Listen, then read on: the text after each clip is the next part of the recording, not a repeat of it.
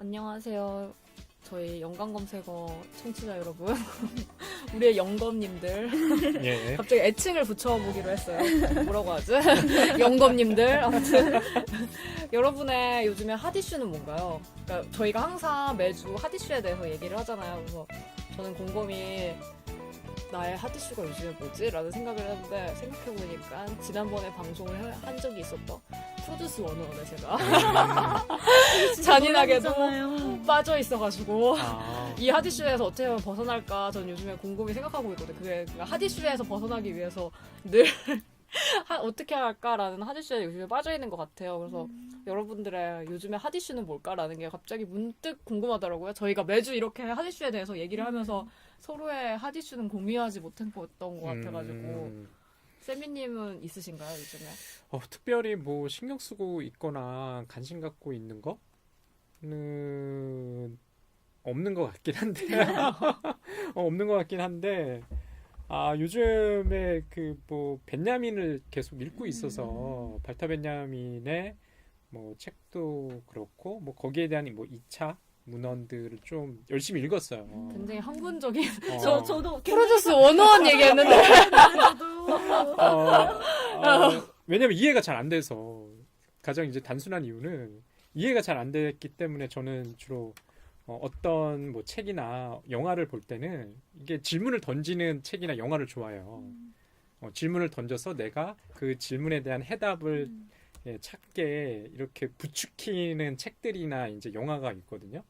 그런 것들이 좀 좋더라고요. 그래서 레퍼런스를 막 찾거든요. 그러면 A라는 책에서 B라는 레퍼런스가 언급돼 있으면 B를 또 찾아보고 또 C를 찾아가면서 일종의 뭐 수수께끼? 이게 퍼즐 푼다는 느낌이 있어요. 여러분은 공부 잘하는 법을 알고 계십니다. 성실. 근면 성실. 그래서 요즘에는 발터 벤야민의 그 이미지에 대한 것들, 저는 이제 좀 그런 게 좀 관심이에요. 여름님의 핫이슈는 뭔가요 요즘에? 저희 핫이슈 제이님 잘 아실 것 같은데.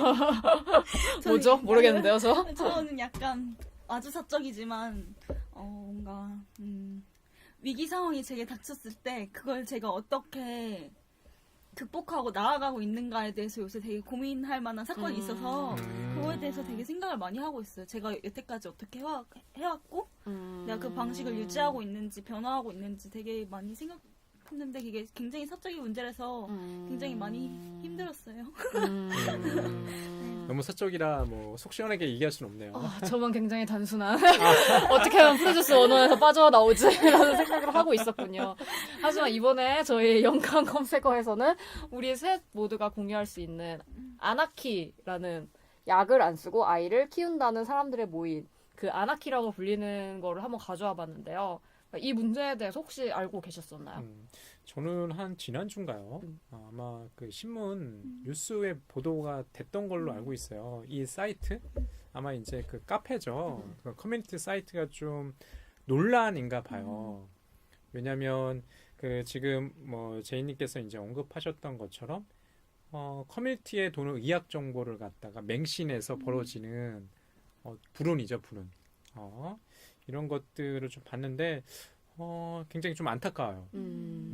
왜냐하면 일종의 이제 민간요법이라는 게 또 대한요법일 수는 있는데 이게 일종의 사이비죠, 사이비. 사이비 의학, 뭐 사이비 과학이라고 볼 수 있을 것 같아요. 가짜 과학. 그런데 이거 너무 여기에 이제 그 팔랑귀처럼 물론 이제 그 아나키니까 약 안 쓰고 아이 키우기니까 아이에 대한 사랑 때문에 아이를 건강하게 키우고 싶다는 그런 욕망이 크기 때문에 어머니들이 이제 이런 커뮤니티에 정보를 교환하고 벌어지는 일들인데 그 결과가 좋으면은 뭐 상관없는데 결과가 아이가 너무 더 아프거나 심지어는 돌이킬 수 없는 결과까지 나온 것들 뉴스 보도 접하고 좀 너무 마음이 좀 안타깝더라고요.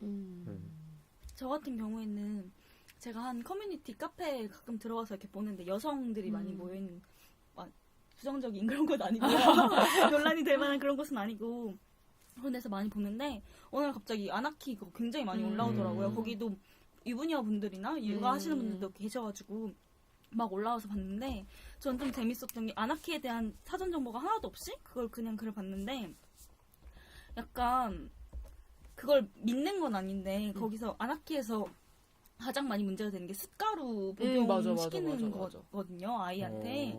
그 숟가루 자체만 들어도 굉장히 먹지 말아야 될 건데. 그러니까. 근데 그게 숯의 효능이 진짜 좋대요. 근데 그런 글을 본 거예요, 제가. 그래서 그게 흥미를 안 왔기 때문에 자기가 숟가루를 먹고 있다라는 사람의 글을 봐서 그게 재밌었는데 그분이 숯가루를 먹는 이유가 숯이 소화 장염 이런 데 되게 좋대요. 소화 불량 이런 데. 근데 우리나라에선 그게 허용이 안 된대요. 숟가루를 먹는 게 식용 숟가루가 따로 있는데.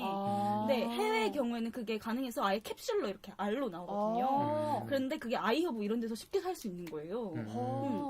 그래서 그분은 소화불량이 있을 때마다 그걸 자주 먹는데 진짜 솔직히 효과는 진짜 좋다. 그래서 이걸 뭐 아이한테 먹여서 문제가 되는 거예요. 이렇게 약간 잘 모르시는 대로 쓰신 거예요. 근데 여기는 막 커뮤니티다 보니까 온갖 지식인들이라 있잖아요.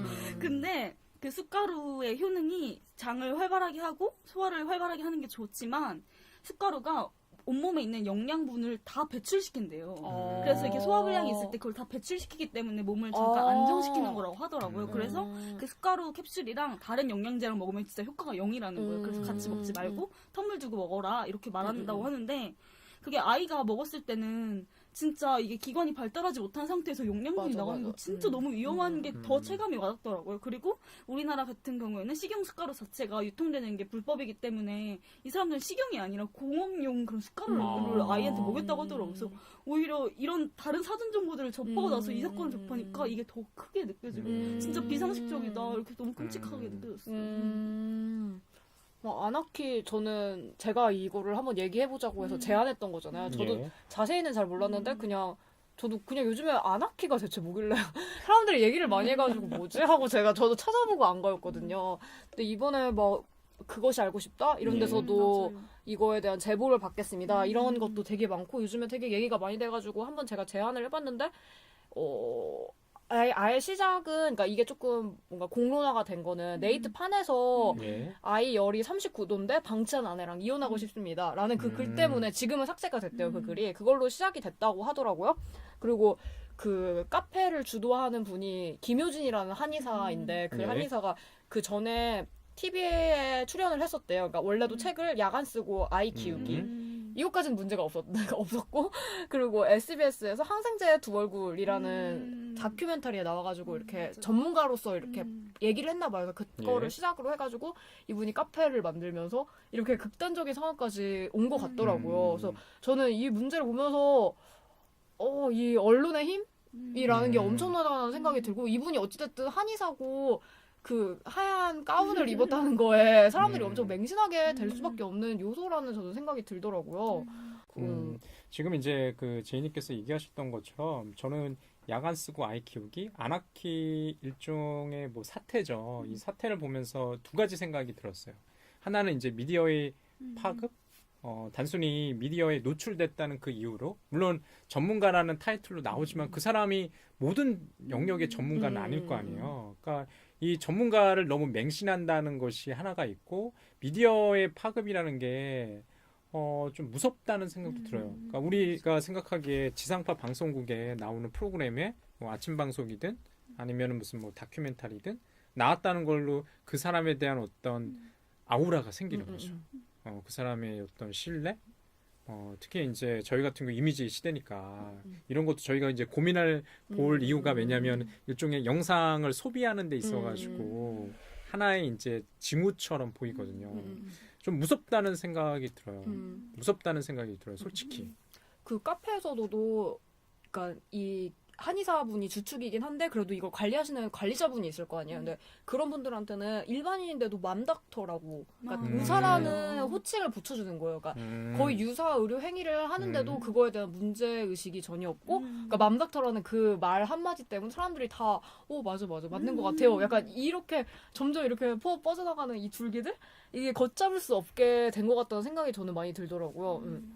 이게 좀 한편으로는 이해가 안 되는데 좀 뭐 이해할 만한 것도 좀 있어요. 이 아나키에 들어오신 분들 특히 여성분들이 많을 것 같고 아이를 둔 어머니들이 많을 것 같아요. 그러면 아이에 대한 사랑으로 좀 항생제가 위험하더라 한다면 약을 안 쓰고 키울 수 있는 방법이 뭐 있을까? 음. 그런 정보를 어디서 구하겠어요? 뭐 맞아, 책을 맞아. 읽거나 아니면 이런 커뮤니티 사이트에서 음. 검색해서 네이버에서 지식인 검색해서 음. 근데 그 지식인 검색이 뭐 맞는 것도 있겠지만 이것처럼 좀 근거 없는 정보가 너무 넘쳐난다는 게 문제인 것 같아요.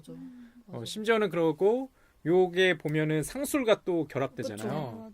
맞아요. 무슨 뭐 보조제를 판다더라, 뭐 건강식품 판다더라 이런 것들 이게 지금 결부가 되면서요 걷잡을 수 없는 이런 사태로 가는 것 같아요. 근데 저는 어느 정도 조금 이해가 되는 게 뭐 항생제 두골글 여기서 애초에 나왔다고 했잖아요. 그러니까 항생제가 정말 몸에 안 좋다는 거 우리 모두 다 알잖아요. 예. 그러니까 거기서부터 그냥 되게 그러니까 가벼운 우려에서부터 시작을 하니까 어느 정도 이해가 가고 이 사람들이 왜 이렇게까지 여기에 빠졌는지도 알 것 같은 생각이 들더라고요. 그래서 미국에서도 백신 반대주의자 운동 약간 이런 게 있더라고요. 그래서 여름님이 그 운동을 하시는 연예인을 찾았다는 얘기가 제가 방금 들어서 얘기해 줄 수 있나요? 저도 찾아봤는데 헐리우드 배우들이 되게 맹신하고 있다는 점에서 이게 대점화가 되는 시점이 있더라고요. 근데 대표적인 아나키스트, 여기서는 아나키를 사용하는 사람들을 아나키스트라고 부르는데 짐 캐리 씨가 아나키스트라는 거예요. 그래가지고 자폐증을 앓는 새 아이의 사진을 SNS에 허락도 없이 업로드하면서 이것은 백신의 피해자다, 희생자다 이렇게 올렸다고. 자기 아이가 아니고. 자기 아이도 아니고 그냥 모르는 아이. 그래서 미친나? 막 이렇게 하기도 했고. 또 톰 크루즈가 전 부인 브룩실즈가 산후 우울증에 걸렸는데 약 먹지 말고 비타민 먹으라고 했다고. 무슨 이혼한 이유가 있어. 브룩실즈가 아니라 KT 홈즈인가? KT 홈즈 맞는 부인이죠? 전전 부인 아닌가? 전전 부인은 니콜 니콜 키드만? 브룩실즈가 아니라 니콜 키드만. 네, 그랬고 도널드 트럼프 또한 백신이 자폐증을 맞아. 일으킨다는 트위터를 업로드해서 맞아. 논란이 됐다고 해요. 근데 저는 이런 미국에서 이런 아나키 같은 운동이 있었다는 걸 어떻게 알았냐면 그냥 여기 아나키를 알아보다가 하나의 현상이 수두 파티라는 걸 한다는 거예요. 그러니까 아이가 수두에 걸리면 다 같이 모여서 그 수두를 분양받는다는 표현으로 일부러 침대해가지고 면역력을 기르기 위해서 그렇게 한다는데 전 저 제대로 기억은 안 나는데 고등학교 때인가 중학교 때인가 무슨 소설책에서 수두 파티가 언급된 대목을 읽은 적이 있어요. 그래서 그때 이걸 보고 나서 생각이 났는데 뭐 그것도 수도 파티가 엄청 등장을 해서 유행을 했는데 그건 정말 말도 안 되는 거야. 라는 약간 조소 섞인 그런 짧은 대사였던 게 기억이 나더라고요. 그래서 찾아봤더니 수도 파티가 진짜 실제로 미국에서 엄청나게 유행했다고 해서 이게 서구 사회에서는 분명히 아나키 같은 운동이 활발하게 있었구나 이렇게 알았어요. 그래서 시애틀의 유아 백신 접종률이 개발도상국이랑 후진국보다 낮대요, 통계가. 그러니까 그 정도로 미국에서는 되게 보편화됐나? 라는 생각이 들 정도로 운동이 이게 되게 근데 문제는 그건 거예요. 이 사람들이 다 고소득의 고학력층, 백인이라는 게 문제예요. 그러니까 만약에 그 문제가 있었을 때, 발생됐을 때, 이 사람들은 이 아이를 치료해줄 능력이 있는데, 만약에 이거를 다 없애겠다고. 그러니까 예를 들어서 트럼프가 이 백신 운동 백신 반대 운동주의자면 이 사람이 그동안 오바마가 만든 오바마 케어 이런 거 다 없앤다고. 그것 때문에. 그러면 그럼 진짜 이 혜택을 누려야 되는 사람들이 못 누리게 되는 거잖아요. 그러니까 이렇게까지 극단적으로 가면 이런 경우까지 오니까 우리는 그래도 민영화가 안 됐으니까 이 정도에서 끝나는 건데 그러니까 물론 이것도 문제긴 하지만 조금 이 정도까지 극단적인 문제까지 다 도다르지 않을까라는 우려가 많이 되니까 사람들이 정말 감정적으로 이거에 대해서 엄청 걱정을 많이 하게 되는 것 같아요. 저는 이 아나키를 보면서요. 이게 사실은 조금 뭐 영역을 달리하지만 뭐 이런 현상도 워낙 많죠. 우리가 어떤 커뮤니티가 형성이 되면 거기 일종의 리더격을 담당하는 사람들의 목소리가 커지고 거의 맹신하는 경우가 많거든요. 맞아. 저는 일종의 이게 사이비 종교랑 비슷하다고 생각해요. 그렇죠. 사이비 종교랑. 그러니까 건강하게 아이를 키우고 싶다고 한다면 저는 기본적으로 그러니까 과거에 이제 그 현대 이야기에서 이미 입증된 것들 있잖아요. 거기를 좀 신뢰를 하고 그 다음 이후에 좀 플러스 알파로 좀 조금씩 시도해 보는 건 나쁘지 않은 것 같아요. 아까도 이제 항생제 말씀하셨지만 항생제가 나쁘다는 건 다 알고 있죠. 항생제가 보시면 뭐 슈퍼박테리아, 그러니까 항생제가 이제 좀 약효가 없는 것들이 이제 상황이 발생하니까 너무 이렇게 무균, 뭐 살균 이런 것들이 오히려 이제 그 면역력을 떨어뜨리고 뭐 아토피 진짜 많이 앓고 있잖아요, 아이들이. 맞아. 그러니까 어머니들 입장에서는 아이가 아프면 뭐 잠이 제대로 오겠어요. 특히 이제 갓난아이가 이제 아픈데 예, 그런 것들에 욕망이 너무 크다 보니까 이렇게 좀 흘러가지 않나? 기본적으로 이제 좀 뭐 비판적 사고라고 얘기할 만한 것. 좀 질문을 좀 던져보시고, 이게 우리는 계속 상식이라고 하지만, 이 안에 들어가 있는 분들은 그게 상식이라고 생각할 거예요. 왜냐면 그 사이트 내에서, 그 커뮤니티 내에서, 그 모임 내에서 대다수의 분들이 예스라고 얘기하는데 나만 노라고 얘기하기가 힘들죠. 군중 심리 때문이라도. 좀, 그래서 좀, 빨리 이게 이런 경우는 뭐 아까 방송국이 뭐 취재한다고 하지만 국가 내지는 정부가 보건당국이 좀 개입을 해가지고 단속을 해야죠. 제가 알기로는요, 저희가 그 건강정보 프로가 엄청 많잖아요. 근데 그것 중에 되게 거의 아마 제가 알기로는 대다수가 좀 의학적으로 신뢰할 만하지 못하다고 얘기를 하는 걸로 알고 있어요. 제가 뭐 저번에 한번 기사를 한번 봤더니 생로병사의 비밀을 제외하고 그 KBS 일에 생로병사의 비밀 있죠. 그걸 제외하고는 그렇게 물론 의사나 전문가라는 사람들이 나오지만 좀 신뢰할 만하지 못하다. 좀 의학적으로 검증되지 않는 것을 마치 검증돼 있고 보편적인 양 얘기하는 경우가 많기 때문에 좀 제재도 많이 좀 받는 걸로 알고 있고 그런 뭐 종편이라든지 뭐 예능화된 그런 프로그램들 있잖아요. 좀 조심하게 보셔야 돼요. 실제로 거기 나오는 의사분들 보면 뭐 대학병원 이상의 이제 그 속해 있으면서 나오시는 분들 생로병사 같은 경우는 제가 알기로는 대부분 대학병원의 교수나 어떤 의사이면서 이제 학자인 분들이 많이 나오고 다른 프로그램에는 자기 뭐 개인 병원이나 어떤 사적인데 이렇게 종사하시는 분들 많이 나오거든요. 그게 상술과 항상 이제 좀 결부가 돼요. 뭐가 좋더라 어떤 음식이 이런 거는 좀 위험하죠. 맞아.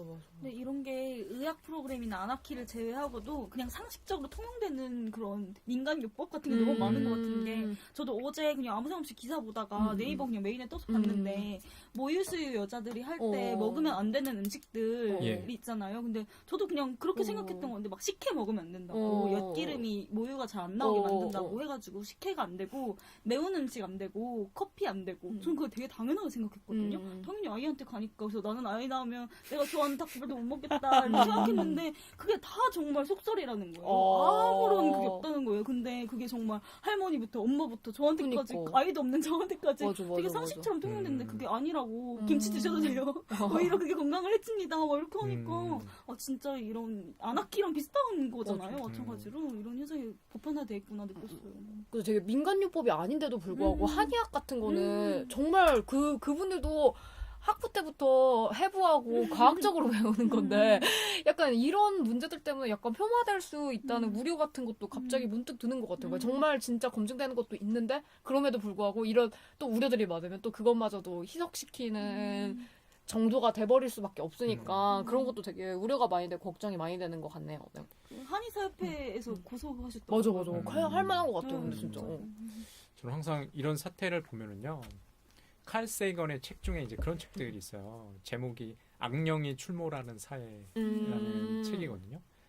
그러니까 일종의 이제 악령은 사이비 과학이죠. 그러니까 의학이라는 것도 어떤 경험 과학이잖아요. 그러니까 수천 년 동안 경험이 쌓여서 검증된 치료 방법이 좀 굳어져 있고 좀 이렇게 흔히 정상과학이라고 얘기하는 것들이 있거든요. 놀먼 사이언스라고 좀 어려운 얘기를 하자면 뭐 토마스 쿤이 얘기하는 정상과학의 범주에 들어가는, 그러니까 정상의학의 범주에 들어가는 얘기를 일단은 좀 신뢰를 하고 그 이후에 대안을 찾아보는 게 맞지 않나 생각들어요. 물론 좀 의학이라는 게 저도 아버지가 이제 암을 투명하다 돌아가셨는데요. 좀 부질없다는 그런 생각 해본 적 있어요. 왜냐하면 마지막 순간에 가면은 현대의학이 포기하는 영역들이 있거든요. 그러면 과연 그 이후에는 어떻게 할 것이냐? 그냥 죽게 내버려둬야 돼?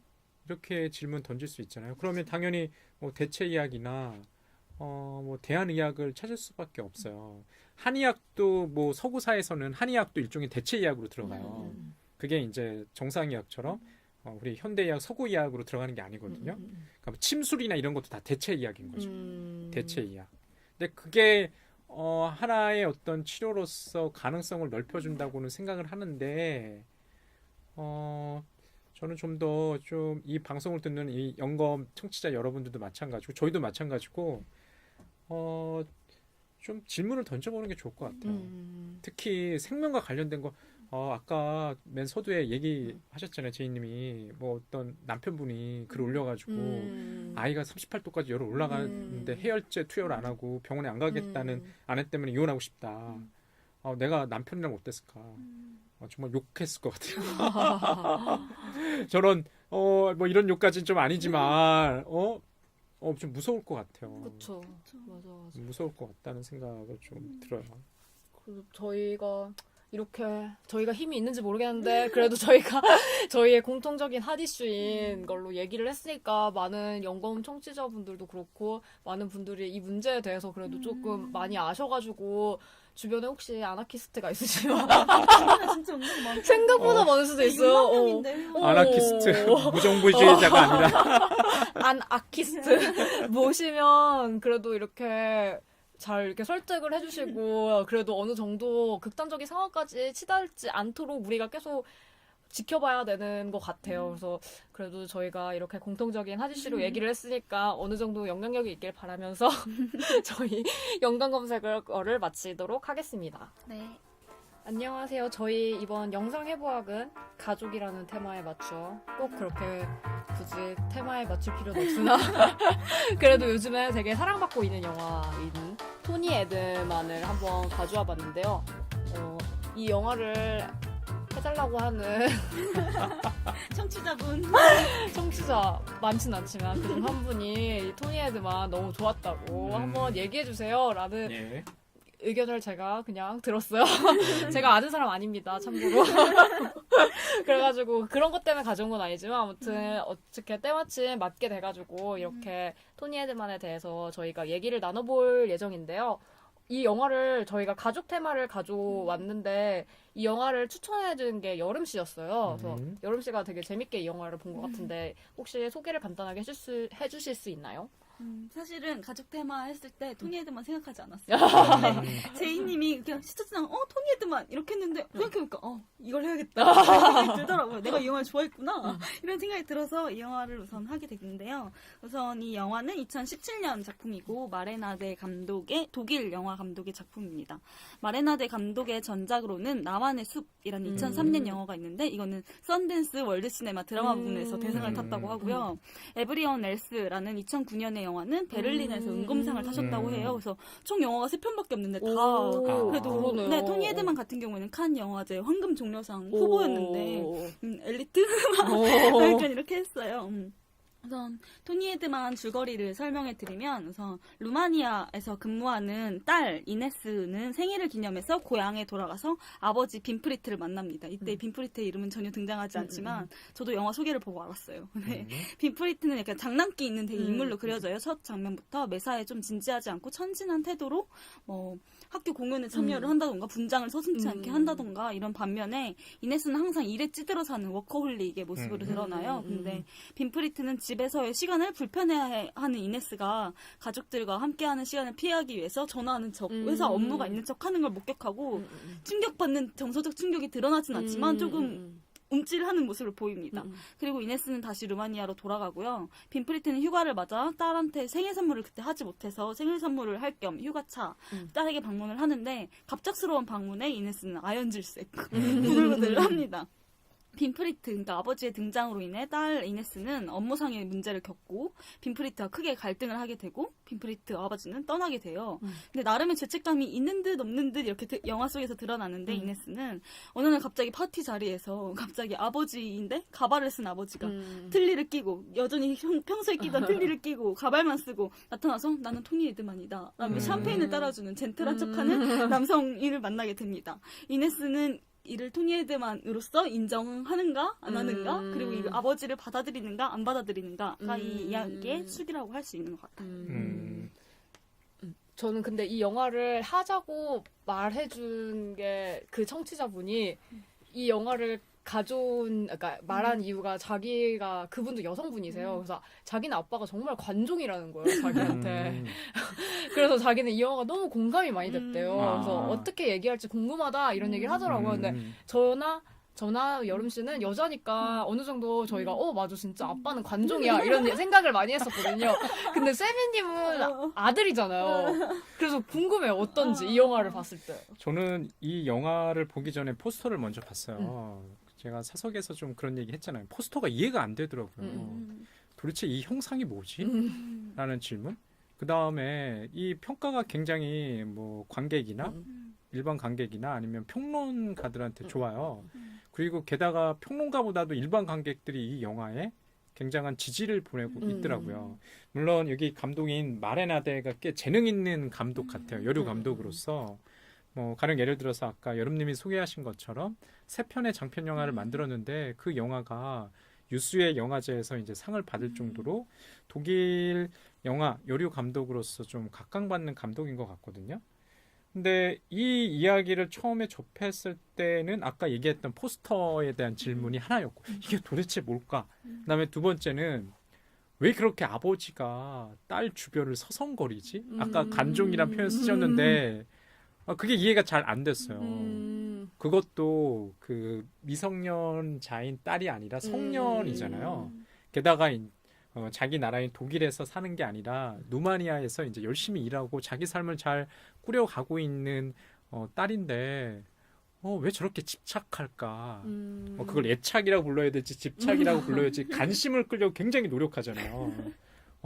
정말 관심종자인데 좀 이해가 안 되더라고요. 그러니까 제가 이제 그 우스갯소리로 어머니였으면 어땠을까 제가 이렇게 물어보잖아요.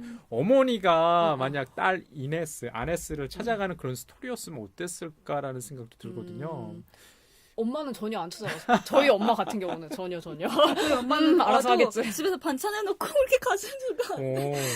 그래서 굉장히 이상했어요. 저는. 왜 아버지와 딸의 관계, 물론 이제 어머니와 아들의 관계로 이렇게 치안해서 보면 또 어땠을까 그런 상상을 하는데 이 영화 속에서 아버지 역할로 나오는 빈 프리트죠. 저희는 토니 에드만이라는 이제 제목만 보시게 되면 이 영화를 보신 분이면 알겠지만 저는 이 영화를 볼 때 빈 프리트가 본래 아버지 이름이 그냥 빈 프리트가 아니라 토니 에드만인 줄 알았어요. 저도 그랬어요. 토니 에드만이 가짜로 만들어진 이름이 아니라 아버지가 이제 창조한 인물이 아니라 처음부터 토니 에드만이었고 끝까지 토니 에드만이었나 보다라고 생각했거든요. 근데 알고 봤더니 그게 아니더라고요. 저는 계속 영화 보면서 처음 볼 때 영화 토니 에드만은 대체 언제 나오지? 라는 생각을 계속 했었어요. 왜냐면 처음에 그 토니라고 역할극하면서 2인인 척 하잖아요. 그래서 저 사람은 일단 토니가 아니구나 라는 생각을 했기 때문에 토니 에드만 대체 언제 나오지? 이러고 영화를 봤던 것 같아요. 그리고 나서 이 영화를 다시 한번 보게 되니까 한 번도 이 아빠의 이름을 불려진 적이 없는 거예요. 심지어 택배를 받을 때 보통 본인 확인을 하잖아요. 근데 독일은 안 그런가 싶을 정도로 그냥 택배 왔습니다 하고 그냥 이 물건을 주는 거예요. 그래서 왜 이름을 한 번도 호명하지 않지? 라는 생각을 문득 하는데 마지막에 이게 처음에 딸을 쫓아다니는 아빠가 나오다가 이제 마지막에 다시 독일에서 토니 에드만의 어머니 그러니까 딸의 할머니가 돌아가셔가지고 장례식장에서 만나잖아요. 근데 거기서 처음으로 빈 프리트라는 이름이 호명이 되는 거예요. 그러니까 빈 프리트야 여기 와서 이거 좀 도와줘 해가지고 가요. 그러니까 그때 뭔가 비로소 이 사람이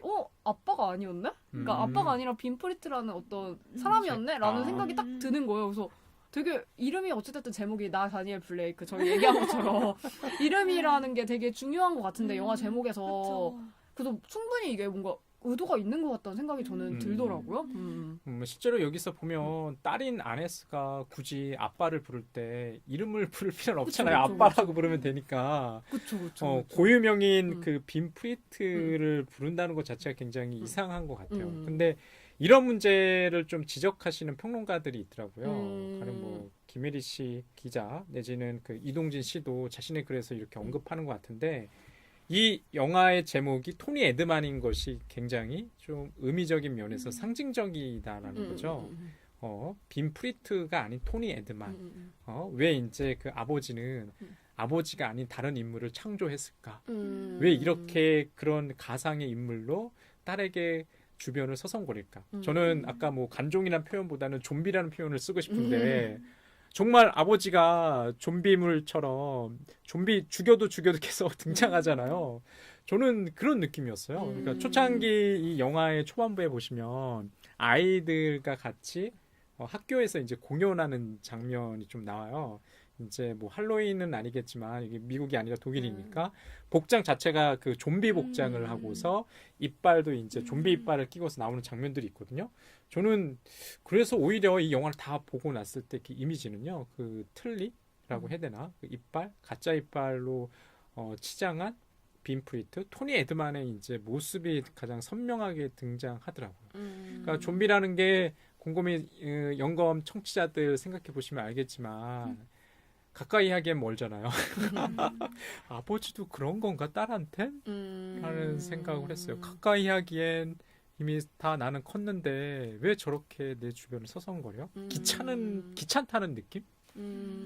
그런 느낌이 좀 강한 것 같아요. 그 장례식장에서 아빠 이름이 처음 나오는데 저는 그때 그 장면이 되게 인상 깊었던 이유 중에 하나가 딸이, 그러니까 우리는 알잖아, 되게 멋진 커리어 우먼이라는 사실을. 근데 아빠가 딸을 따라다니면서도 모르는 것 같은 느낌이 드는 거예요. 근데 아빠 말고, 그러니까 아빠의 지인인 분이 너는 요즘 어디서 사니? 이렇게 물어보니까 딸이 되게 유망한 투자기업 막 맥킨지, 전에서는 맥킨지에서 일했고 이제는 뭐 어디로 가요? 막 이러면서 되게 그때서야 뭔가 아, 맞아. 이 딸도, 그러니까 그냥 딸이 아니라 엄청 멋있는 커리어 우먼이었는데, 그걸 아빠가 계속 인지를 못 하는데, 이렇게 타인이 말해야만 이거를. 아빠가 인지하는 건가라는 생각이 들더라고요. 그러니까 왜냐면 그냥 저희가 여름 씨나 저는 마찬가지로 딸이니까 누군가의, 그러니까 아빠가 너무 나를 애기처럼 본다는 생각을 저는 자주 하거든요. 그러니까 물론 아직까지 아빠 눈에는 어린 건 맞죠, 당연히. 근데 되게 뭔가 그런 데서 오는 관종이라고 아빠를 관종이라고 표현하게 되는 이유 중에 하나가 그런 것 같아요. 왜 나는 사회에서 나 어느 정도 여기까지 위치를 하고 있는데 왜 아빠가 나를 아직도 애기로 생각하는 거야. 약간 이런 것도 있고 막 별거 아닌데도 막 어휴 내 딸이 이런 것도 근데 이게 되게 어렸을 때도 별로 안 좋았던 것 같은데 약간 너무 이게 이제 싫어지는 거를 좀 그래도 잘 포착한 것 같은 영화? 그런 느낌이 들었었어요, 저한테는. 이게 좀 궁금해요. 그러니까 이 영화를 본 한국 관객이라면 앞으로 보시게 될 그 청취자 분들이라면 이 영화가 어떻게 다가올까? 이게 유럽에서 그 관객들이 공유하는 정서와 뭐 다른 지역, 특히 이제 한국에서 공유하는 정서가 좀 다른 것 같아요. 가령 예를 들어 가지고 아까 김혜리 기자, 시내 21의 김혜리 기자나 이동진 평론가의 글을 읽어보면 일종의 이 영화를 세대 간의 갈등, 뭐 68 세대와 뭐 신자유주의 세대의 어떤 갈등으로 치환해서 이 영화를 좀 평가를 하시더라고요. 근데 저는 좀 그런 해석이 너무 정형화되어 있지 않나라는 생각이 들었어요. 그러니까 여기 토니 에드만의 역할로 나오는 빈프리트 아버지죠. 아버지가 거기서 68 혁명의 세대라는 게 물론 이제 그 나이대로 추정할 수는 있어요. 근데 과연 그렇게 봐야 되나 영화를? 저는 좀 불만이었어요. 물론 이제 이 지금 저희 방송 듣고 있으시는 연청 연관검색어 이제 청취자 여러분들이 아마 김혜리 기자가 운영하는 그 참여하시는 그 팟캐스트와 이동진 평론가의 글을 좀 읽어보시면은 좀 좋을 것 같아요. 저희가 지금 이 영화를 바라보는 관점과 좀 차이가 좀 난다는 생각이 들었어요. 그러니까 물론 저희가 처음에는 아버지와 딸의 이야기로 문화권 아니면은 어떤 지역에 상관없는 그런 보편적인 이야기로 받아들이잖아요. 그런데 그분들은 조금 이것을 더 정치사회적인 맥락에서 좀 접근하시는 거 아닌가? 콘텍스트를? 뭐 그런 생각이 좀 드네요. 이 영화를 추천해주신 여름님은 뭐라고 하지? 왜 이 영화를 사랑하게 되셨는지 궁금하네요. 그러니까 비슷하게 그분들처럼 정치적인 이유인 건지 아니면 그냥 저희와 같은 이유인 건지? 근데 저는 그런 세대 갈등이 정치적인 이유로 표상되고 있지는 않다고 생각해요. 근데 세대 갈등이 나오는데 그걸 꼭 68 세대, 신자유주의 세대라고 나누는 건 아닌데 각자 다른 세대가 체화된 상태인 거예요. 그래서 저는 말하고 싶은 게 토니 에드만 그리고 빈프리트라는 이름이 그걸 약간 상징하는 것 같아요. 그래서 장례식 장면에서 빈프리트가 등장하는 건 빈프리트 그 아버지가 아들인 거죠. 아버지가 아니라 아들이기 때문에 그냥 빈프리트로 나온 거라고 생각을 했어요. 근데 토니 에드만의 경우에는 자기가 그 루마니아의 딸을 찾아가서 간극을 느끼고 자기가 다시 갔다가 다시 돌아오면서 자기가 토니 헤드만인 척한 거잖아요. 그 딸과 같은 세대인 척 체화해요. 그러니까 클럽 가가지고 같이 춤추고 샴페인 따라주고 약간 전 그렇게 느꼈거든요. 그 간극을 줄여보려는 시도를 한 게 토니 헤드만이라 느꼈고 근데 그게 아무런 소용이 없다. 가족이기 때문에 괜찮다라고 보여주는 장면이 그 포스터의 장면 같아요. 그 안기는 장면. 저는 그 장면이 너무너무 좋았던 게 여기서 그 딸이 아빠를 그냥 아빠 이렇게 부르는데 그 장면에서 빠빠 이렇게 멀리 있는 아빠를 부르기에 빠빠라고 이렇게 크게 호명해요. 근데 그때 사운드가 굉장히 크고 저는 그게 확 이렇게 와닿았어요. 처음으로 뭔가 감정에 호소해서 아빠를 부르는 아빠를 찾는 그런 이미지가 있어서 그 순간에서 이 영화가 확 이렇게 빛난다라고 생각을 했거든요. 이렇게 세대 갈등을 분명히 하고 있지만 이게 중요한 문제가 아니야라고 이야기하고 있는 게 이 영화의 핵심이 아닌가? 저는 이렇게 생각했던 것 같아요. 저는 이 영화 봤을 때 맨 처음에 되게 안 웃겼거든요. 근데 약간 웃기기 시작한 게 이 딸이 아빠를 아빠가 아닌 토니 헤드만으로 인정했을 때? 그러니까 저는 정말 어색하고 뭐지 안 웃긴데 왜 웃어야 되지? 그러니까 같이 그 영화관에서 보면 사람들이 옆에서 웃으면 나도 웃어야 될 것 같고 울면 나도 울어야 될 것 같은 그런 느낌이 있잖아요. 그러니까 그런 이질감이 너무 심했었어요. 저한테 이 영화가. 근데 그래도 내가 그래도 맞아 웃겼어라고 생각했던 포인트를 생각하면 저는 약간 여름님이 말한 것처럼 뭔가 아빠를 토니 헤드만으로 인정하고 이거를 나와 같은 세대 뭔가 나랑 같이 놀 수 있는 사람이라고 인정했을 때 그 어색함이 뭔가 그나마 이렇게 조금 부드럽게 되는 것 같아가지고 그때서야 저는 웃을 수 있게 되더라고요. 그래서 되게 그게 신기했었어요, 조금. 그러니까, 저는 이네스의 그 똘똘한 표정이 자꾸 이렇게 몸도 약간 45도로 뒷걸음질 치는 그런 모습이 자꾸 생각나더라고요. 이게 참 이상한 것 같아요. 저는 이 영화를 극장 가서 안 보고 다운로드해서 노트북으로 봤거든요. 그러니까 관객성을 체험할 기회가 없는 거죠. 만약에 이 영화를 갖다가 극장에서 봤으면 좀 달랐을 것 같아요. 옆에 있는 사람들의 맞아. 반응을 직접 겪으면서 볼 수 있었을 것 같아서 좀 아쉽기도 하고요. 아까 잠깐 이제 김혜리 기자 언급했는데 김혜리 기자 같은 경우는 이게 깐느에서 봤대요. 그런데 가령 예를 들어서 여기 아네스가 그 영화 보시면 알겠지만 극 중에서 노래를 부르잖아요. 히트니 스턴의 이제 뭐 그레이티스트 너브인가요? 뭐 그걸 부르는데 그걸 완창을 해요. 근데 김혜리 기자의 이제 그 팟캐스트에 그런 자기 목격담, 경험담을 얘기하더라고요. 관객들이 이제 그 영화 도중임에도 불구하고 완창이 끝나자마자 이제 기립 박수를 치더라는 거죠. 그게 좀 그 얘기를 듣고 어떤 생각이 들었냐면요. 이게 영화를 그냥 이제 사적으로 이렇게 그 집에서 뭐 TV나 모니터로 보는 거랑 이제 극장 가서 가는 거랑 맞아. 굉장히 다르겠구나. 맞아. 이 체험이라는 게. 그 다음에 영화에 대한 어떤 몰입이라든지 영화에 대한 아우라가 좀 많이 달라질 것 같다는 생각을 조금 가졌어요. 그래서 조금 이제 이 자리도 어떻게 보면 저희가 관객성이라고 말할 수 있는 것을 공유하는 자리잖아요. 뭐 여성으로서, 뭐 딸로서, 뭐 이 영화를 보는 것과 저는 뭐 아버지는 돌아가셨지만 뭐 아들로서 남성으로서 이 영화를 보는 느낌이 저는 딱히 이 영화가 그렇게 웃기다는 생각은 안 하고 피식피식 웃음이 나오고 이게 또 러닝타임이 굉장히 길잖아요. 그쵸. 네, 162분. 예, 거의 이제 2시간이 40분. 넘어요. 별다른 사건은 없는데 아까 저는 이제 좀비 같다는 얘기했는데 유령같이 떠돈다는 느낌이 있었어요. 이 이제 토니로 나오는 이제 그 아버지가 아까 이제 그 여름님께서는 그 포스터의 그 장면 딸이 아버지를 포옹하는 그 장면이 가장 아름답다. 뭐 아름답죠. 근데 항상 볼 때 그게 완전히 그 상처 내지는 그 유대 봉합된 것 같지는 않아요. 그냥 딸이 봉합되지 않는데 시도하려 했던 게 아름다운 거예요. 그 시도가. 그냥 딸이 응해준 것 같아. 마지 못해.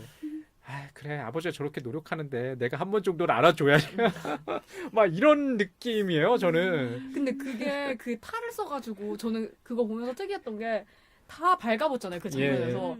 근데 아빠는 오히려 아무것도 안 보이잖아요. 그러니까 그게 되게 이상한 거예요. 그러니까 그렇기 때문에 이 딸이 아빠를 안아줄 수 있었던 것 같다는 생각이 들어요. 그러니까 내가 진짜 약간 저는 그거 보면서 이 영화 보면서 느꼈던 것 중에 하나가 저 사춘기 때 오빠랑 같이 저 2살 차이 나는 오빠가 있는데 오빠랑 같이 학교를 같이 다녔는데 오빠 만나면 서로 아는 척 안 했거든요. 맞아요. 옛날에 많이 그렇잖아요. 막 서로 봐도 막 저기 너네 오빠 간다 그래도 막 외면하고 약간 이런 거랑 비슷한 느낌을 저는 이 영화 봤을 때 그런 생각이 들었거든요. 그래서 차라리 오히려 오빠 얼굴이 안 보이면 나는 차라리 인사를 할 수 있겠다라는 생각을 저 혼자 했었어요. 그러니까 그런 거랑 비슷하게 약간 여기서도 진짜 아무것도 없이 발가벗었을 때 나는 다 보여주고 있어도 적어도 아빠가 아무도 아빠라는 사실을 모를 거 아니에요. 그러니까 그 발가벗고 예. 초대받으신 분들이 이 사람이 아빠인지도 모르고 이 사람이 누군지도 모르니까 그때야 비로소 이렇게 아 그래 받아주자 약간 이렇게 될 수 있는 것 같다는 것 같아가지고 그 설정이 되게 자기적일 수도 있는데 왜냐면 그 전에 장면에 아예 나오잖아요. 이거 뭐예요? 물어봐가지고 어떤 집에 불가리아 방문하는데 탈이라고. 불가리아 탈이에요 해가지고 그거를 다음날 바로 입고 오는 게 되게 어떻게 보면 자기적인 설정일 수도 있는데 조금 그래도 자기적이지 않다고 느끼고 약간 공감될 수 있었던 게 그랬던 것 같아요. 그러니까 아빠라는 게 아무도 모르고 나만 알 때 비로소 이렇게 그래 이렇게 해줄 수 있다 이 정도 해줄 수 있다 약간 이 느낌으로 저한테 다가와가지고 제가 너무 철이 없는 건가? 저는 이 영화의 서사나 사건을 자꾸 불러일으키는 게 토니잖아요. 토니가 이게 영화의 운동성을 나름 만들어 나가고 있는데 그게 겉으로 표면적인 신체적인 운동성이 아니라 심리적인 운동성을 계속 이렇게 하고 있는데 그 탈을 썼을 때 원래도 행동이 좀 느리지만 탈을 썼을 때 정말 행동이 느려져가지고 심리적 운동성이 막 이렇게 하고 있고 행동은 굉장히 느려요. 그런 되게 이질적인 상황에서 그 딸 이네스는 거의 움직임이 없어요. 프레젠테이션에서 서서 이 정도? 뭐 이동하는 이 정도? 근데 갑자기 뛰어들잖아요. 그게 갑자기 아빠가 갖지 않은 물리적 이동성을 자기가 담보로 하고 아빠의 심리적 운동성을 잠시나마 자기 담보로 해서 자기가 행동하는 것 같은 거예요. 그래서 그 장면이 슬로우 모션이 아닌데 전 되게 슬로우 모션처럼 느껴졌어요. 그래서 그 장면이 되게 정서적으로 깊은 관계를 맺고 있다? 약간 이런 느낌도 받았고 저는 그 빈프리트 아버지의 어떤 기분? 좀 이해할 수 있을 것 같긴 해요. 그러니까 이해할 수 있었다고 얘기해드리는 이유가 이 영화 속에서 제가 가장 좀 인상 깊었던 이제 씬들은 그 호텔에서 이제 딸과 가볍게 이제 대화를 나누고 딸이 뭐 누구를 에스코트 해야 된다고 이제 헤어지고 나서 빙판장에서 그 물끄러미 이제 좀 바라보죠. 그 아버지와 아들이 이제 서로 그 스케이트 아버지가 이제 아들한테 스케이트를 가르쳐 주시면 물끄러미 바라보면서 카메라가 이제는 측면에서 토니 에드만 지금 아버지의 모습을 비춰요. 그 프리트의 모습을 그러다가 그 다음이 굉장히 좋았어요. 그 다음이 등을 비춰주거든요. 카메라의 시선이 그게 어떤 느낌인가면요. 그러니까 인물의 그 숏은 분명히 아니죠. 이게 분명히 카메라의 숏인데 누구한테도 기속되지 않는 숏이긴 한데 딸이 마치 아버지를 바라본다는 느낌이었어요. 딸이 물론 이제 뭐 아들도 있을 수 있지만 이 영화 속에서는 딸이 아네스가 물끄러미 아버지의 등을 바라보는 거죠. 아버지가 물끄러미 이렇게 쪼그리고 앉아서 의자에 앉아가지고 빙판장을 이렇게 물끄러미 바라보는데 그런 느낌이 지금 아네스 아까 딸의 느낌 아닌가? 그 다음에 정말 이 지금 빈프리트 아버지의 느낌도 그런 거 아닌가? 누구도 이제 자기를 맞잡아 줄 수 있는 그 자식은 없는 거잖아요. 뭐 이혼도 했고 아이는 벌써 저렇게 성장해서 잘 살고 잘 먹고 있는데 자기 커리어를 위해서 열심히 노력하고 있는데 굉장히 이제 그 장면이 쓸쓸해 보이더라고요. 쓸쓸해 보이고 아까 저는 좀비라는 표현 썼지만 유령 같다는 생각도 들었어요. 지금 그 아버지 세대는 이제 사라져가는 세대잖아요. 그냥 뭐 긴 꼬리 그림자를 남기고 있긴 하지만 뭐 장례식 내지는 어떤 죽음으로 이제 계속 이제 진행하고 있는 거죠. 처음에도 장례식까지는 아니지만 강아지 자기가 키우는 빌리죠, 늙은 빌리. 강아지가 죽는 걸로 시작하고 마지막에도 다시 그 딸이 할머니의 온 장례식. 것도 할머니의 장례식인 거 보면 약간 그런 느낌이 되게 분명하게 나타나는 거는 맞는 것 같아요.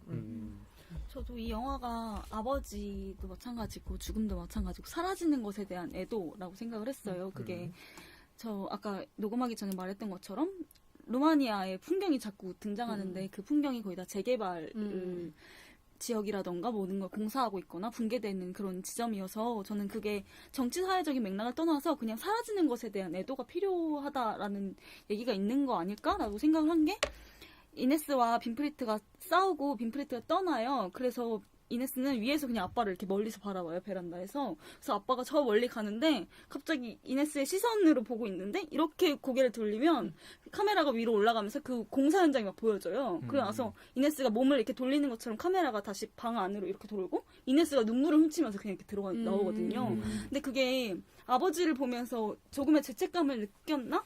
라고 싶기도 하지만 뭔가 사라지고 없어지는 것에 대한 애도나 슬픔을 표현한다는 생각이 들더라고요. 그게 나중에는 그 재개발 지역에 가서 그 주민들을 직접 만나서 토니와 주민이 하면서 좀 더 그게 직설적으로 드러나긴 하지만 전 그 장면이 되게 좋았어요. 정말 사라지는 것에 대한 애도 조금의 그게 약간 조금의 존경심? 이라고나 할까? 그런 게 뭐 필요하지 않을까라는 걸 얘기하고 있는 것 같아서 꼭 아버지와의 문제뿐만이 아니라 그냥 이 영화 되게 독특한 것 같아요. 독일 영화인데 왜 독일에서 로케이션 촬영을 안 하고 누마니아에 가서 촬영을 했을까? 아까 그 얘기한 것처럼 누마니아는 독일보다는 뭐 같은 유럽이긴 하지만 동유럽이기 때문에 경제적으로 발전이 덜 됐고 계속해서 이제 그 경제 발전의 좀 도중에 있고 서유럽이죠. 서유럽에 비해서 동유럽은 아직은 그렇게 자본주의적이지 않다는 느낌을 이 영화를 통해 봤어요. 여기에 등장하는 딸 아네스는 컨설턴트로서 일종의 구조조정을 위해서 투입된 거 아니에요. 명분을 주기 위해서. 이 회사가 구조조정을 해야 되는데 구조조정을 하고 싶은데 자기 손에 피 묻히고 싶어 하지 않아. 피는 이제 그 컨설팅 회사의 이제 컨설턴트의 손에 묻히고 그걸 빌미로 해서 이제 그 구조조정을 하려고 하죠.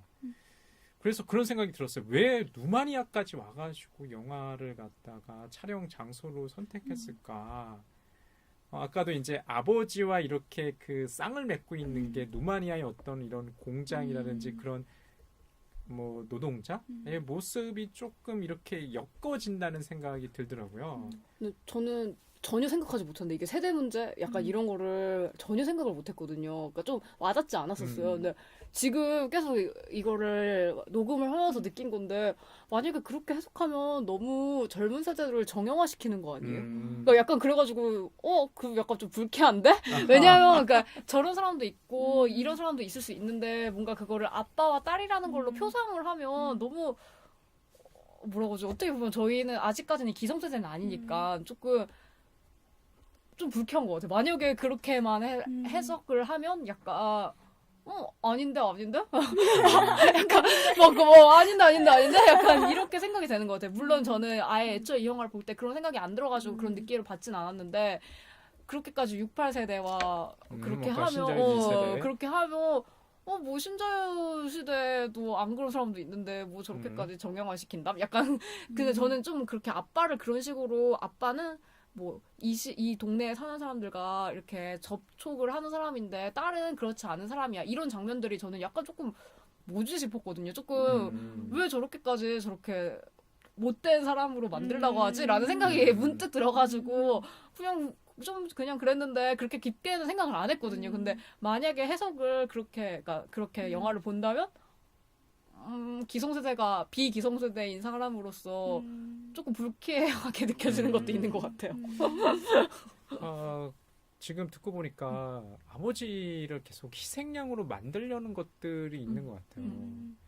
그러니까 아버지는 어차피 사라져가는 세대니까 이왕이면 본인이 짊어지고 가세요. 그런 네, 글쎄요. 자꾸 그렇게 이제 우리가 정치사회 특히 이제 자본주의와의 어떤 이런 관계 속에서 영화를 보는 게 토니 에드만을 보는 게 과연 좋을까?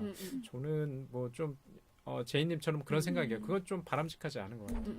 아까도 제가 그 유럽의 관객성과 한국의 관객성이 어떤 차이가 있을지 궁금하다는 것도 한국 관객들은 도대체 이 영화를 어떻게 받아들일까라는 질문을 던져보고 싶었거든요. 내가 극장에서 안 봤기 때문에 나는 사적으로 모니터를 통해서 봤기 때문에 이 영화가 그렇게 나한테 크게 호소하지 않거든요. 그 얘기를 하시니까 생각난 건데 위플래시가 갑자기 생각나요. 그러니까 음. 그 영화를 우리나라에서 생각보다 많이 흥행했잖아요. 봤죠. 근데 예. 그 이유가 우리나라의 그 교육제도, 그 맞아요. 스파르타식. 맞아요. 그러니까 뭔가 그거에 대해서, 그러니까 비로소 천재를 만드는 거는 선생님이다. 약간 이런 식으로 그냥 제멋대로 어떻게 보면 해석하고, 그러니까 감독의 의도, 그러니까 물론 작품이 말하는 게 한 가지는 아니긴 하지만 약간 우리나라에서 소비된 방식이 그런 식인 것처럼 토니 에드먼도 그런 건가라는 생각이 문득 드는 것 같아요. 그러니까 조금 루마니아라는 나라 자체도 우리한테는 조금 생소하잖아요. 생소하죠. 예. 그리고 차라리 그게 직접적으로 보여지는 거였으면 조금 그런 생각이 들 수도 있는데 꼭 그런 건 아니고 주된 플롯은 따로 있고 그거는 서브 플롯에 불과하니까 우리가 주목하지 않는 부분들이 있으니까 저 같은 경우에도 전혀 그렇게 생각을 안 했거든요. 그래가지고 흥미롭네. 다들 다르게 생각하네. 라는 생각이 문득 드는 것 같아요. 근데 저 같은 경우에는 이 영화를 본 시기가 너무 저랑 정서적으로 유착될 수밖에 없었어요. 저희 집에서 8년 동안 키우던 강아지가 죽었고, 그리고 아버지가 강아지랑 사이가 안 좋았어요. 강아지가 아빠 엄청 싫어했거든요. 그 강아지가 예전에 그냥 좀 아픈 적이 있었는데, 그 죽기 훨씬 이전에 아빠랑 진짜 친했는데, 아빠는 걱정되니까 막 이렇게 해준 거예요. 케어해줬는데 그게 귀찮고 막 싫잖아요. 그 이후로 자기를 공격한다 생각해서 아빠를 엄청 싫어해서 사이가 안 좋아진 거예요. 막 아빠 뭐 울라고 하고 짖으려고 해서 아빠 막 화나가지고 저 새끼 왜 내가 예뻐해줬는데 맨날 이렇게 몇 년 동안 살다가 그 강아지가 죽었는데 아빠가 되게 슬퍼해서 엄마가 아빠가 우는 걸 처음 봤다고 우는 거예요. 근데 저는 타지에 지금 저도 공부하러 서울에 올라와 있어서 같이 있는 상황이 아니었고 그런 아빠의 모습을 전 보진 못했지만 듣는 걸로도 되게 강아지가 죽은 것도 슬펐지만 아빠가 그런 모습을 보였다는 게 또 슬프더라고요. 아빠가 늙은 모습인 거잖아요. 나이 드신. 그런 상황에서 이 영화를 보니까 저는 이 토니 에드만이 찾아온 것처럼 이니스를 찾아온 것처럼 저도 아빠가 그런 슬픈 마음으로 저를 찾아왔으면 좋겠다는 생각이 좀 들었던 것 같아요. 근데 저를 방해했으면 좋겠다 이런 게 아니라 아빠가 자신의 정서를 솔직히 저한테 보여줄 수 있는 기회가 없는 것 같아서 그런 기회가 왔으면 좋겠다라는 생각으로 이 영화가 구축하고 있는 환상적인 그 스토리를 되게 정서적으로 유착해서 보는 느낌이어서 그게 너무 좋았어요. 글쎄요, 저는 또 그게 바람직할까요? 아버지가 자신의 얼굴을 민낯을 그대로 보여준다는 게 굉장히 당황스러울 것 같아요. 나는 상상만 해도 왜냐하면 항상 아버지의 모습은 박제화되어 있는데 가령 이제 아까 어떤 슬픔을 울음으로 표출한다든지 그러면 굉장히 당황스럽기도 하고 마음이 아프기도 하고 그럴 것 같아요. 그래서 여기 주인공도 약간 거부하는 것 같아요. 그러니까 비로소 그러니까 얼굴이 다 가려진 그 가면 속에 있어서야만 아빠, 파파 이렇게 안기는 거지. 그러니까 보면 여기서 계속 프리트라는 아버지는 계속 딸을 성인으로서 인정하지 않는다는 느낌이 들어요. 계속 그냥 자기 기억 속에 어린 딸로서만 지금 각인되어 있는 거죠. 근데 그게 이제 되게 직설적으로 보이는 것들이 영화의 마지막 그 장면들이거든요. 뭐 가령 이제 영화를 보시면 중간에 물어보잖아요. 아버지가 뭐 인생의 의미가 어쩌고 저쩌고 뭐 거기에 대한 일종의 토니 에드만이라는 어떤 일을 하냐고 보니까 뭐 일종의 카운셀러라고 그런 얘기를 하거든요. 그러면서 마지막에 그 인생의 의미에 대해서 뭐 기억이라는 것을 통해서 이제 얘기하죠. 그런 걸 포착해야 된다. 저는 이제 그 마지막 그 시퀀스가 굉장히 인위적이라고 생각했어요. 그런 것들을 포착하기 위해서 잠시 멈춰서 생각을 해보고 해상을 해야 된다. 뭐 거기에 대해서 이제 딸이 뭐 공감하는지 안 하는지 잘 모르겠어요. 솔직히 그 영화 속에서 그 딸의 이제 그 하는 근데 좀 응해주려고 하는 것 같긴 해요. 마지못해 아버지의 장난도 좀 받아주고 모자도 써주고 기다려주긴 하는데 곰곰이 생각하다 보면 이건 아니지. 맞잖아요. 이건 아니지라는 거예요. 아버지의 기억 속에 박제된 딸이 아니라 그냥 현실에 지금 성장한 그 딸을 인정해줘야 되는데 인정해주지 못한다는 생각이 들더라고요. 나는 뭐 아버지가 좀 안타깝긴 한데 영화 속에 토니 에드만으로 나온 프리트가 붙잡을 수 없는 걸 자꾸 붙잡으려고 하지 않나? 라는 느낌이었어요. 그러니까 내가 놓치고 싶어 하지 않은 것들이 있죠. 하지만 시간이 감에 따라서 좀 받아들여야 되는 것들이 있는 것 같아요. 그래서 이 영화를 제가 딱 봤을 때는 아버지의 몸부림, 잊혀지지 않으려는 몸부림. 아까 애도라는 표현을 하셨잖아요. 애도는 사라지거나 죽어 있는 것에 대한 애도니까 이미 딸의 기억 속에서 아버지는 그런 존재가 아니었을까라는 생각이 좀 저는 들었어요. 우울하네요. 근데 이 영화를 얘기한 청취자이자 친구가 그런 얘기를 하더라고요. 그러니까 저도 결혼 안 했고 그 친구도 결혼 안 했고 주변에 결혼한 사람이 저는 별로 없어요. 그러니까 딸로서 입장을 아빠를 바라보는 경우가 더 많은데 그 친구랑 같이 일하는 선배가 그런 얘기를 했대요. 딸이 있는데 딸이랑 연애하는 기분이라는 거예요. 그러니까 얘가 크고 나중에 자라면, 그러니까 지금은 너무 좋은데 너무너무 사랑스럽고 너무 좋은데 나중에 크고 자라고 도망갈까 봐 무섭대요. 도망가겠죠. 근데 그게 당연한 건데 그게 딸의 입장에선 그 얘기를 들으니까 저는 아 뭐야 너무 싫어라고 했거든요. 그게 약간 그런 거잖아요. 약간 애착은 애착인데 집착처럼 보여요. 그쵸. 그게 저는 왜 자꾸 반대하게 됐죠? 제 주변에 제 이제 그 선후배 중에 결혼을 해서 딸을 이렇게 자녀로 둔 뭐 이렇게 얘기를 들어보면 딸에 대한 애착이 굉장히 강해요. 아들에 대한 애착은 별로 저희 아버지도 그러시고 표현 안 해요. 뭐 걔는 알아서 크겠지 뭐 이런 건데 딸은 정말로 그 아버지의 눈에는 딱 그 5살의 그 뭐 지금 벌써 뭐 초등학교 입학하기도 한 뭐 그런 애도 있는데 딱 그런 것 같아요. 막 그게 한편으로 이해가 가죠. 나는 뭐 결혼도 안 하고 뭐 아이도 안 낳아봐서 잘 모르지만 뭐 그런 느낌은 알 수 있을 것 같아요. 제가 얼마나 이게 커가는 어떤 기쁨이 있겠어요. 그 다음에 아까 우리 제인님께서 얘기하셨던 것처럼 그런 안타까움이 같이 있을 것 같아요. 제가 언젠가 떠날 텐데. 언젠가 어떤 놈팽이가 이렇게 뭐 결혼해서 가면은 뭐 떠날 텐데. 그래서 제가 항상 그러거든요. 야, 네 아내한테도 잘해주라고. 아내한테 잘해주라고. 옆에 있는 사람한테 안 잘해주고 딸만 이렇게 이제 그 해바라기처럼 바라보는. 그건 좀 뭐랄까 너무 이게 좀 붙어 있지 않나 정서적으로. 저는 토니 에드만이 딸을 직장에 찾아가고 친구들과 있는 자리에 찾아가고 이런 게 그런 커버린 딸을 받아들이는 과정 같았어요. 이해하려는 과정 같고 이게 컸구나 이걸 인정하는 과정 같았어요. 근데 그게 자꾸 저는 저희 아버지의 경험을 얘기할 수밖에 없는데 저희 아빠가 저를 연애하듯이 저를 키우셨거든요. 근데 제가 성인이 되고 나서는 아빠가 그걸 받아들이려고 노력한다는 걸 전 되게 그런 느낌을 많이 받았어요. 그래서 지금도 아빠랑 사이가 되게 좋은데 아빠가 저를 아이처럼 보이지만 저를 어른으로 보려고 엄청 노력하는 게 느껴져서 저는 아빠랑 있으면 그냥 친구랑 있는 것 같거든요. 되게 동등한 관계 같아요. 근데 토니 에드만이 그걸 추구하고 있는 것 같아요. 근데 딸은 못 받아들이는 것 같고 저는 받아들인 상태인 거죠. 아빠를 이해하고 그런 모습이 보여서 저도 응해주고 싶고 저도 딸로서 그냥 어린아이로서 있고 싶지 않으니까 그런 게 있어서 저는 이 영화를 그래서 좋게 본 것 같아요. 이 딸이 조금의 그 papara고 안기는 순간 그래도 여지가 보였으니까 이 사람도 나처럼 될 수 있어. 아빠와 동등한 어른이 될 수 있어. 이런 가능성을 봤나? 저는 되게 이 영화 자체가 진짜 이 영화를 끌어가는 힘이 어색한 이 공기라고 생각했거든요. 그래서 이 영화의 사운드가 전 너무 좋았는데 이 대사가 별로 없잖아요. 대화가 별로 없잖아요. 근데 그 여백의 사운드가 계속 들려요.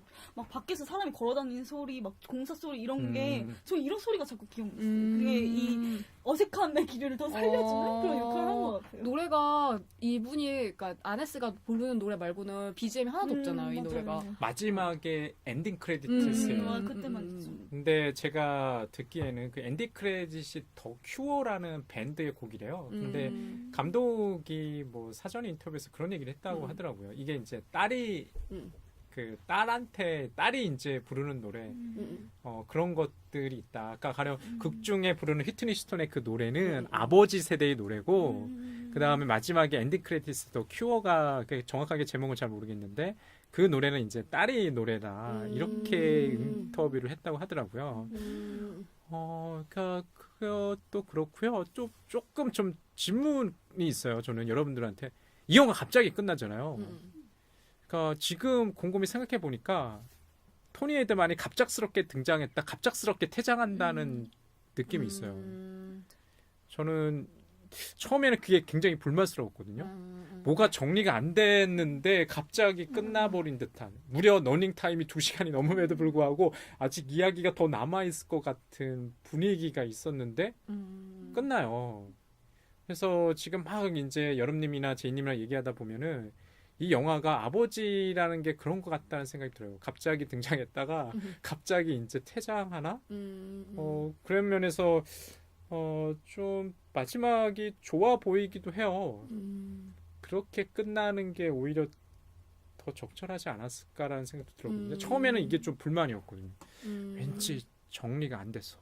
그냥 끝까지 어색한 것 같아요. 제가 볼 땐 딸과 아버지가 끝까지 어색해요.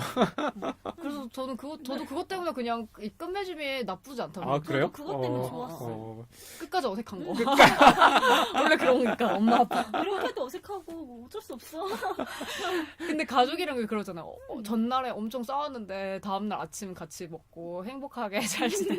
싸운 거에 대해서 사과도 안 하고 그냥 냠냠냠 밥 먹고 그냥 평소처럼 지내는. 아, 이 영화를 보실 때 우리 연청 청취자 여러분들은 이제 어색한 기운을 얼마나 느끼는가. 아까 여름님이 그런 얘기 아시지 않았나요? 뭐 아까 뭐 따뜻한 기운? 뭐 슬픈 정서가 있다. 슬픈 정서? 그걸 느끼면 어떤 건가요? 느끼면 화목한 가족인가요, 그 가족? 그런 거? 우리 집 안 화목한 거 별로 안 슬펐는데 나 이거 보면서. 예, 그렇군요. 아. 저희 토니 에드만에 대해서 얘기를 한번 해봤는데요. 혹시 이 영화를 2시간 40분짜리를 영화 이 2시간 40분 영화를 한마디로 한번 정의를 내리면서 저희 마무리를 한번 해볼까요? 어색함이 싫지 않냐. 분위기를 즐겨라. 여름님은 저는 아까 이 영화의 사운드가 좋았다고 했잖아요. 근데 저는 진짜 뜬금없는 말이지만 그 아버지가 불가리아 타일 쓰고 나왔는데 전 그게 되게 너무 마이크 같은 거예요. 맞아. 네, 그래서 맞아. 저는 그게 갑자기 엄청 와닿았던 게 진짜 이 소리를 모두 다 담아내는 그리고 또 딸을 포용하는 뭐 아까 말한 것처럼 유형화 시키는 걸 수도 있지만 그런 아버지의 모습이 되게 드러나는 마이크 같은 형상이어서 마이크 맞아.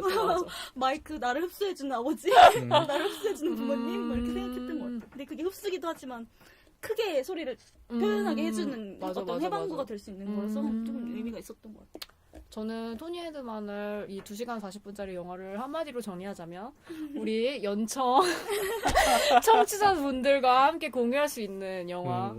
왜냐면 요구에 따라서 어떻게 보면 이거를 처음으로 한 거니까 약간 어떤 소통에, 그러니까 아버지와 딸이 소통하는 것처럼 저희도 청취자분과 소통할 수 있는 계기가 되는 영화였으면 좋겠고요. 저희 오늘도 이렇게 즐겁게 길게 영화와 하디슈에 대해서 얘기를 나눠봤고요. 다음에는 더 뭐 논란이든 행복한 일이든 아무튼 더 재밌는 이야기를 가져오도록 하겠습니다. 네, 다들 수고하셨습니다. 예, 고맙습니다.